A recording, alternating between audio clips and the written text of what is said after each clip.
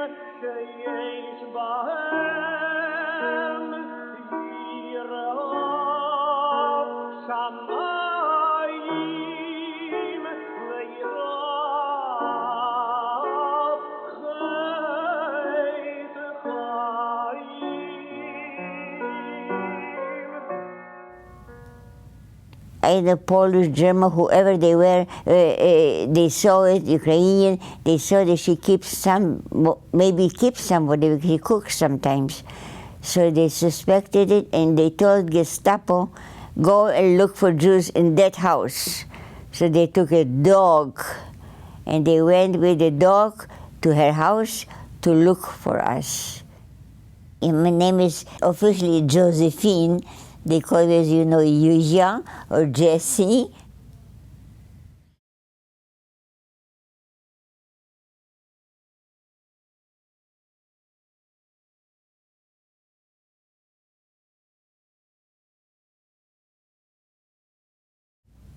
I was born in Poland, eastern part of Lwow. I was the only child. My mother was only daughter. She was born in eastern part, and she met my father, and they moved to Warsaw. My father came, his name was also Auerbach, but his name was Zauberman.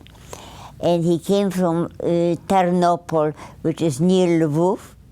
My father was in that Austrian army in 1918, and he joined the Polish army, and he was the only Jewish man with the Polish army that was accepted by Piłsudski to work with him together. They knew he was Jewish, he did not hide it, because my grandmother was traditional. Then he worked with professionally with the Ministry of Poland in Warsaw. They took him to Warsaw.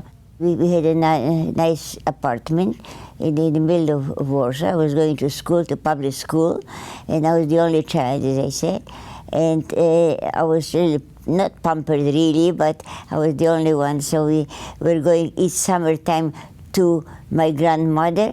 She was in a small town near the other Dorf, they call it, countries around her, but it was not a large town, right beside Lwow. I remember that the war happened suddenly. My father was very upset. It was coming through already. We heard the anti-Semitism. We heard the terrible anti-Semitism before the war in Warsaw. It didn't affect my father nor me, but we heard it around us. I knew about it, but I didn't pay attention much to these things. And then when the war broke out, it happened in one day. It started bombing Warsaw. We went on a train and out of Warsaw. That's where we left. They took you some clothing, some money probably, something, whatever they could, they took with them. But we left all the furniture in beautiful furnished apartments has to be left alone. I wasn't so frightened yet, but I was very unhappy to leave everything behind me. I had to pack quickly all my dolls, all my private children's possession, and you had on the train right away and go south.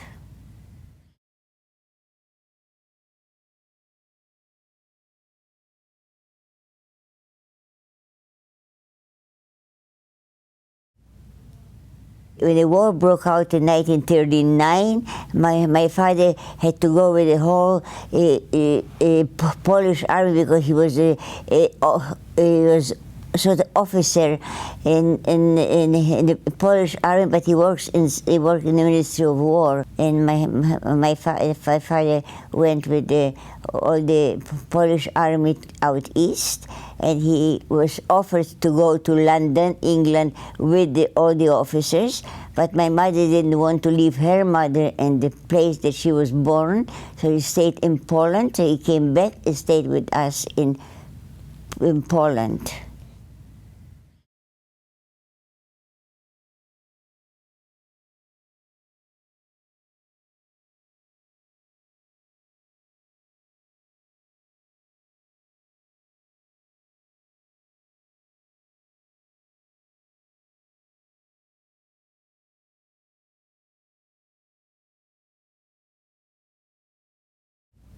because the Russian army came at that time. So we were free for 2 years.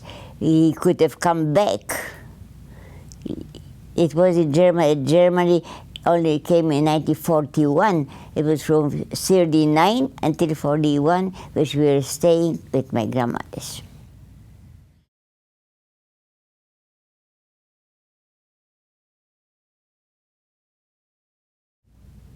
Oh, there was a big house. We had where to stay with them because I used to come in the summer times to her anyway, so we knew where we were going. It wasn't strange to me. Next, I remained there, and I was staying with my grandmother for 2 years. I was going to school, very nice school. I was very happy in school because it was free. The Soviets were there, so I was learning Ukrainian and Russian and Polish, everything. So I learned very well how to speak in school right away. So for 2 years, for me, it was very good. Not for my father, because the Soviets suspected that he was a Polish spion. You know, that he is a spion, they call it, you know, that he was in the army and he still wants to spy on the Russians. You know, they were suspicious, and they looked after him. They came to the house, they made to know what we have, so on and so on. So, but he somehow survived. He went to another town, survived in another town. We almost were transferred to, they wanted to take us out to Russia, to Viviesis and Polishes. They wanted to take him away from Poland to Siberia. He somehow escaped because my grandfather had some friends, and he escaped going to Siberia. So we stayed for 2 years nicely at my grandmother's house.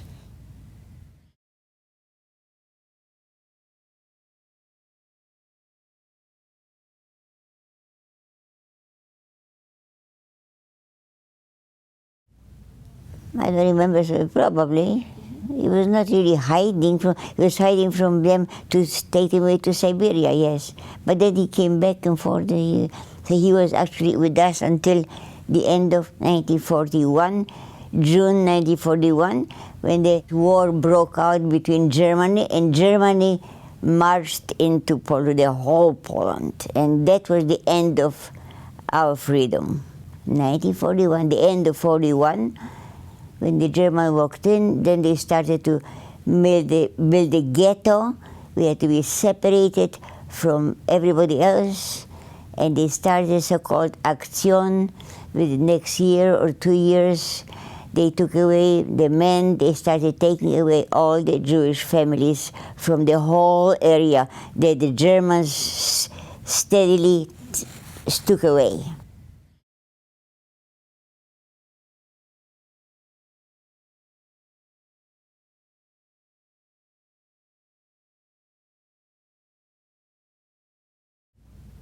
They came in, I heard the bombs, I saw the German soldiers, the tank rolled into the town near my house. I saw them, I escaped them, I was frightened. They were hunting everybody. They took away the men, they took away my mother and her grandmother. My mother didn't want to leave away the house, so she hid with my grandmother in the cellar. But the Ukrainian people, some people knew about the famous cellar in Zborov, and they directed the Germans, here are the Jews. She didn't want to go on the ladder to hide in the attic with my grandmother. She couldn't walk so well. So she went with her mother into the cellar. And this is why the German came in and took her away. I was about 12, 13 years old. And I remained in some outside Zborov. My mother sent me to some country woman to be fed better. We didn't have much to eat. So I was there for a few days, a week or so. I heard the fires, I heard what's happening. I said, no, I have to go to my mother, I have to run. So I went back from that country, and I was looking for my mother, and she wasn't there anymore. And I walked away, and they wanted to catch me. I said, I'm not Jewish, I'm not Jewish. and I just walked into another aunt's house. My father was waiting for me. He said, "This is a happiness inside of a big unhappiness." He took me, says, "Now you're alive, your mother's not." They took her away with everybody, and she was on the big truck, and taken away to Bergen, Belgium with all the others. But some country women told me that they heard her on the truck. She couldn't escape anymore because they were held by the Gestapo. Gestapo took them away, and she was yelling, "Tell my daughter, tell my daughter that I'm here."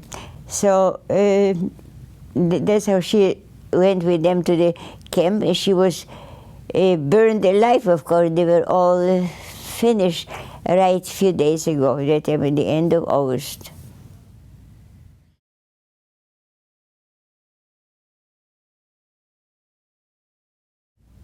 But my father was waiting for me. He grabbed me, and he said, "You are here, come with me, and we're going to live outside in the country house," which is another hour, half an hour walk. We walked there everywhere.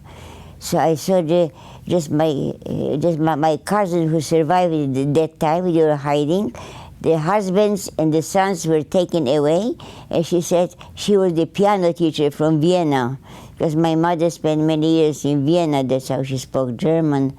And this cousin, Tinka was her name, Tinka Auerbach, she was there with me for a day or so. She says, "You escape, you go away, you tell everybody about it, you tell." So I remember that. And then, so I went with my father to a country house, a woman that was a widow. My father and mother rented a room there, so my father could go to camp to work for a while.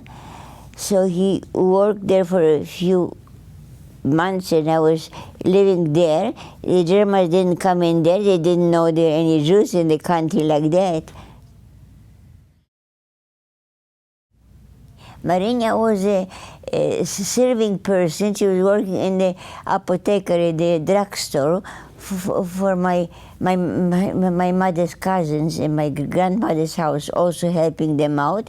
So she was working off and on there, but she had a house outside this town of Zborov, and her husband was taken away to the Russian army and disappeared. So she only remained with her son. And she lived there. She had something to eat because of the country, but she was very poor. And stayed there after especially Germans came in, so they were restricted to many things. And they knew her, and she knew our family. She knew the grandmother's family, and she said my mother wanted to rent a room in her house to be more safe. So they rent a room, and this is the house where I stayed for the next 2.5, 3 years. For a while was open because they didn't point out that we are Jews. We knew some Ukrainian people. But then the Germans started looking around and looking for the Jewish people to kill them. So the woman, her name is Marina Bartosiewicz, so she took us and said, "I'm going to save your life. Come, we do something."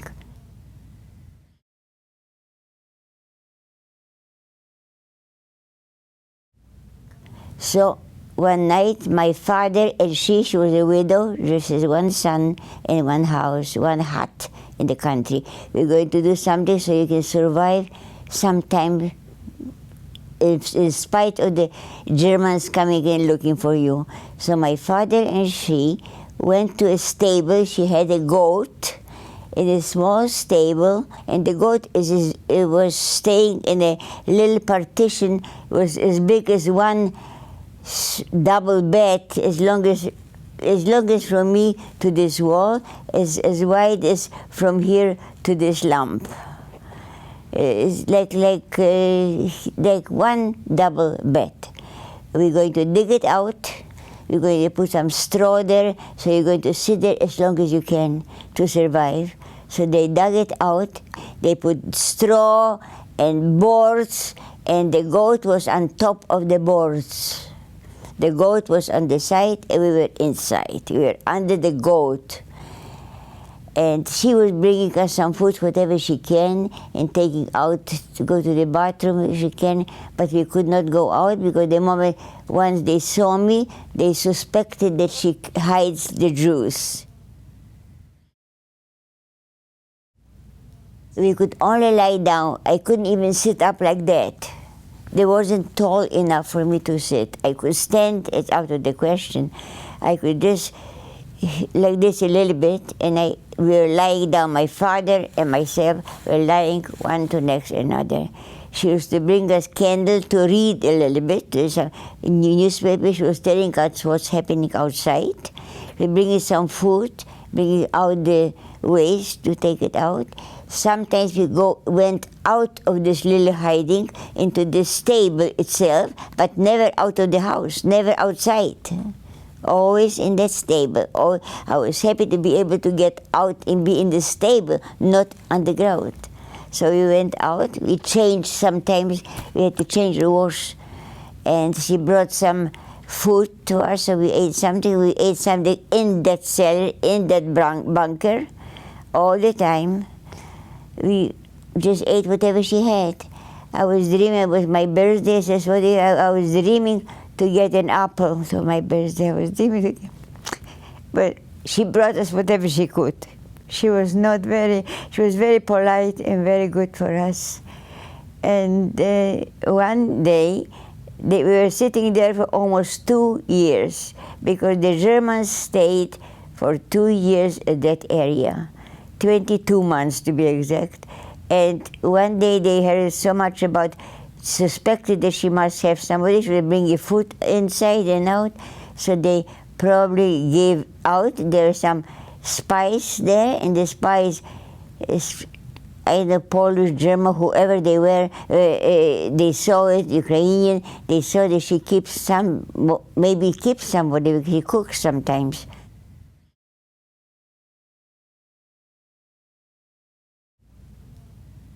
Because all the people around us suspected it, and they knew, we didn't say anything, but the Germans started to question him because he was 12 years old. As you must know, they were giving him whiskey to drink, wine to drink, maybe you tell us now. And he says, no, she doesn't hide anybody, it's not true, whoever tells you it's a lie. She cooks for me, not for anybody else, there's nobody there. No, he never told anybody. And he could have said very easily, she directed him. She said, don't tell anybody because I'll kill you. But he was but he could have, if he wanted to, very much, because he was still a child. So he could have done it, but he didn't say one word. So they suspected it, and they told Gestapo, go and look for Jews in that house. So they took a dog, and they went with the dog to her house to look for us. It was a dog and 2 Germans, Gestapo. They went around, I was frightened, I was sitting here, afraid to breathe. And they came with the big pole, big cane, and the dogs around them, and they came in and they bang, bang, bang all around. By some miracle, they did not hit the ground where the goat was standing, right outside, maybe closer than you are from me, not so close, like from here to the end of this step. That's where they banged. They didn't bang on the step. Had they banged on the step, they would have discovered us. But the echo didn't come out from that particular place, so they didn't know somebody was there. But we heard them, of course. They couldn't hear us, and they were watching, and they just standing there for a few hours, looking around, banging around the house, around the stable, and we were sitting there frightened, completely. With this I remember very well. I was already 14 years old, and then there was a big German tank standing outside of this house. We had a big, like a big hole in the ground to be able to breathe, get fresh air. So we heard him sneeze, we heard him talk, but he couldn't hear us. When my father was sneezing, I used to close his mouth in my hand. They should not hear him snore or cough. We were talking to each other, this they didn't hear, but they could have heard some louder voice. So we tried to be like this all the time, and I wanted to read something or write something. I used to write something in Polish, the stories or something. So he used to bring us a candle in a little vase, and put on the side. I saw the candle, and I could write.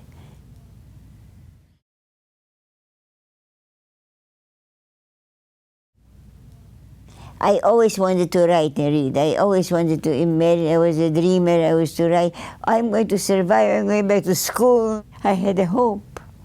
I wanted to go see my friends and go to school. I didn't go to school for a few years. So when we came out, then the Germans were withdrawing. After 22 months, after 2 years, the whole village was evacuated. We knew about it, and we couldn't go out. And the Marina, the woman that kept us, had to leave the house. We saw the house is empty. We didn't have what to eat. We took the last piece of bread with us, and I took something on my neck with us, and we walked out because the bombs were blowing all around us, full of bombs. So we didn't want to be killed in the cellar. So we came out. We thought maybe we'll survive this way because they were withdrawing. The Germans were slowly withdrawing. It was already summer after 2 years.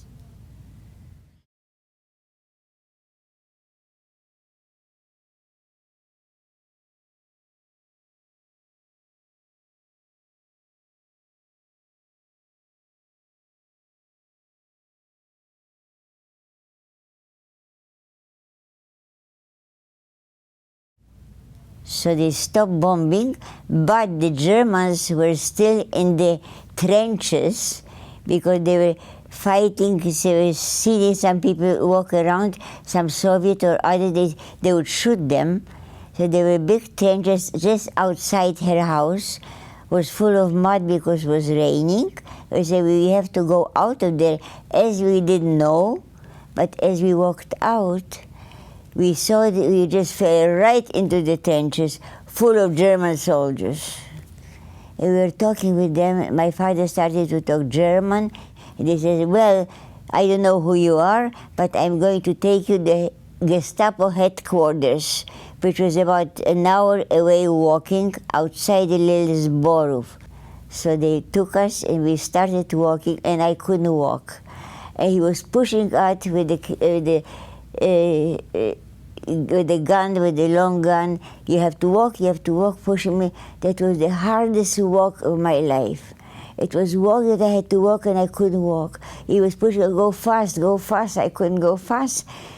I could walk as fast as I could. Finally, we came already there after 1 hour. I collapsed on the ground, and we says, okay.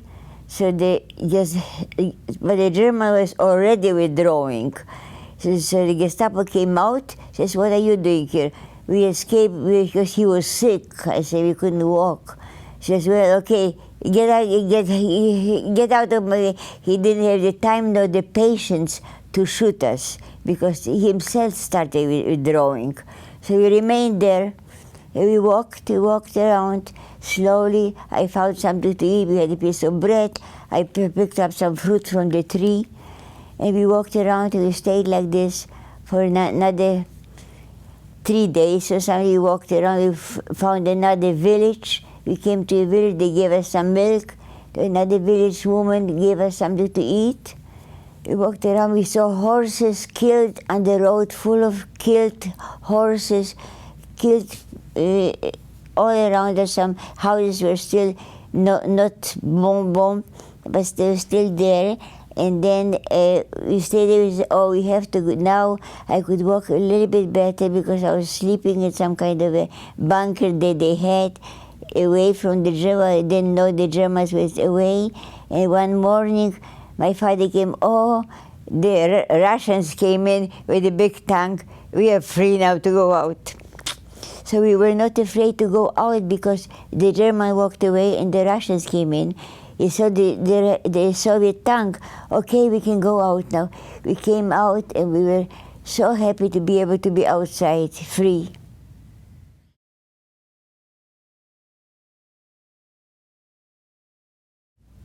When she saw us, she crossed herself like that. Oh, you're alive, where were you? So we told her where we were. We came to the house, she was so happy. And we were there, and then we walked into the city. We took a little apartment, stayed with her a little bit, and then we were sort of free. He was working, I was walking around, and I was in the city, you know. I was trying to read, starting to do something normal like other people. Slowly, I could I look very probably, but I still could walk, okay. And we stayed there for a while, and then we decided to go back to Warsaw where my father worked before. It was already Poland. It was freed, you see. So we were happy to go back, but I said goodbye to Marinia. She stayed there. I said, Marinia, I promised myself that I'm going to bring you wherever I am.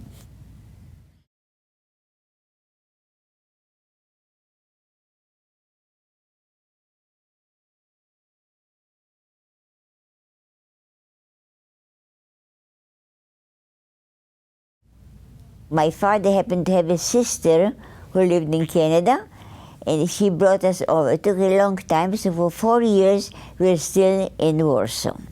I went to a children's house.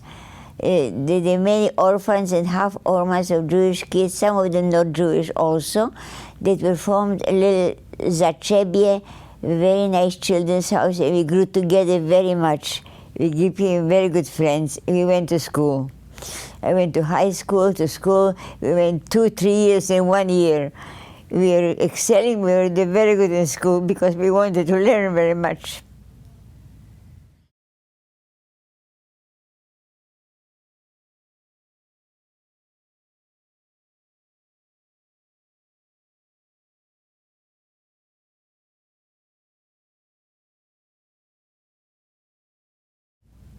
None of us talked about what happened to them during the war. We didn't want to talk about it for years after. We never wrote about it, and never even talked about it to anybody. We didn't want it, we just thought about present and future, what we're going to do, what we're going to study, what we're going to make, what we're going to love or not love, what we're going to read. All this very, very wholesome. After about 4 years, we went to Canada, but in the meantime, he was working in the Jewish Congress in Warsaw, and because there was no Polish government anymore, it took me about 2 years. I always thought about how can I bring her, how can I bring her. They say, we cannot bring somebody. You have to be either mother, father, or they don't let anybody from Russia. They didn't let anybody to Poland. And she had a son. I said, I'll bring you and your son. I promised her to do it, sending her parcels if I could to Ukraine. She was receiving my parcels, whatever I could send. And then I waited for her, and they said, no, we cannot bring her over. So I waited, and what I did is, it occurred to me, I'm going to write to the Canadian government to let her in. I spoke a little English already, and we wrote a letter, my father and myself, we wrote an English letter to the Parliament of Canada. And I said, look, she's not my biological mother, but she's like my mother because I call her Batia. So.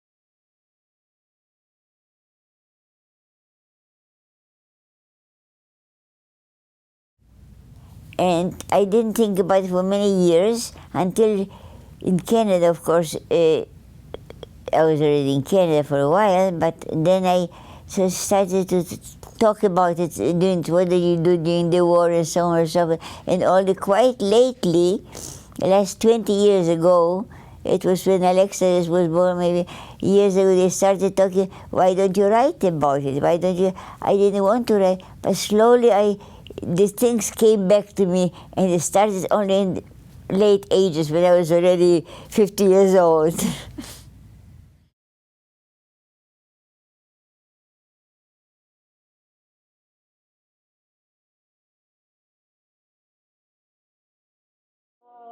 Im Sheyesh Bahem